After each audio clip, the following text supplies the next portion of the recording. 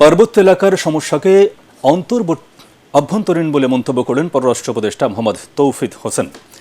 জাতিসংঘের ৭৯তম অধিবেশনে বাংলাদেশের অবস্থান জানাতে আয়োজিত ব্রিফিংয়ে তিনি বলেন, রাষ্ট্র সংস্কার ও মানবাধিকার ইস্যুতে বাংলাদেশের কর্মপরিকল্পনা ব্যক্ত করবেন প্রধান উপদেষ্টা ডক্টর মোহাম্মদ ইউনূস। এবারের সফর সংক্ষিপ্ত হবে জানিয়ে তিনি আরও বলেন, অধিবেশনে ভারতের প্রধানমন্ত্রী নরেন্দ্র মোদীর সাথে প্রধান উপদেষ্টার সাক্ষাৎ বা বৈঠক কিছুই হবে না। বিস্তারিত জানাচ্ছেন সৈয়দ রিয়াজ।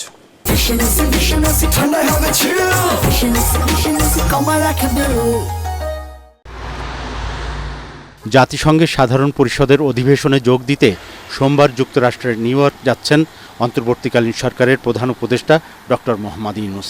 ২৭ সেপ্টেম্বর সাধারণ পরিষদের ৭৯তম অধিবেশনে ভাষণ দেবেন তিনি। অন্তর্বর্তীকালীন সরকারের দায়িত্ব পালনের পর এটি প্রধান উপদেষ্টার প্রথম বিদেশ সফর। সাম্প্রতিক বছরগুলোর মতো এবার বাংলাদেশ থেকে শতাধিক সদস্যের প্রতিনিধিত্ব চার্টার্ড বিমানে নিউ ইয়র্ক সফর করবেন না।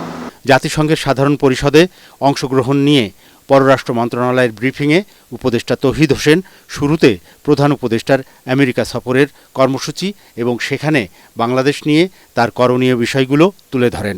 তিনি তার বক্তব্যে বিগত ২ মাসে বাংলাদেশে ঘটে যাওয়া অভাবনীয় গণ-অভ্যুত্থানের বিবরণ ও আগামী দিনে জনভিত্তিক, কল্যাণমুখী ও জনস্বার্থে নিবেদিত একটি রাষ্ট্র ব্যবস্থা গড়ে তোলার দৃঢ় প্রত্যয় বিশ্ব দরবারে তুলে ধরবেন। এক প্রশ্নের জবাবে পররাষ্ট্র উপদেষ্টা বলেন, জাতিসংঘ অধিবেশনকে উপলক্ষ করে বাংলাদেশ আয়োজিত এক ইভেন্টে রোহিঙ্গা সমস্যার সমাধানে আন্তর্জাতিক সম্প্রদায়ের সাথে আলোচনা করা হবে। এটার একমাত্র সমাধান হচ্ছে তাদের নিজ দেশে ফেরত যাওয়া, এবং তারাও ফেরত যেতে চায়, আমরাও চাই যে তারা ফেরত যান। সেই পরিবেশ সৃষ্টি করতে হবে।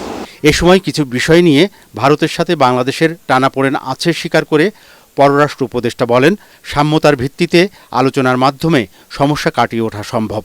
যেসবের সাথে আমার দেখা হওয়ার সম্ভাবনা আছে মোটামুটি প্রায় নিশ্চিত। আমরা অবশ্যই চেষ্টা করবো সে একটি সম্পর্ক, ওয়ার্কিং রিলেশন সৃষ্টি হয়। জনাব মোদী একটু আগে চলে আসছেন, আর আমাদের চিফ অ্যাডভাইজার একটু দেরিতে যাচ্ছেন, কাজেই তাদের ওখানে দেখা হওয়ার সম্ভাবনা নেই বলেই মনে হচ্ছে। পররাষ্ট্র উপদেষ্টা আরও বলেন, অচিরেই পার্বত্য সমস্যার শান্তিপূর্ণ সমাধান হবে। আমরা এটাকে আমাদের অভ্যন্তরীণ একটা সমস্যা হিসেবে দেখছি এবং সেটা সমাধানের চেষ্টা করছি। জাতিসংঘ অধিবেশনের সাইড লাইনে বাংলাদেশ আরও একটি ইভেন্টের আয়োজন করবে জানিয়ে পররাষ্ট্র উপদেষ্টা বলেন, সেখানে বিশ্ব নেতাদের সামনে বাংলাদেশের বর্তমান অবস্থান তুলে ধরা হবে।